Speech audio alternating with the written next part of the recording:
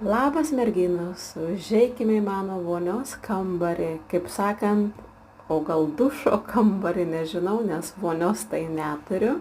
Gyvenu 2 kambarių flete, vėliau parodysiu jums savo virtuvę, living roomą, kaip Anglijoje gyvenu, kokie mokesčiai, ką veikiu kasdien, esu 2 vaikų mama, tai patikėkit, man 24 valandos, kaip 24 minutės dienoje.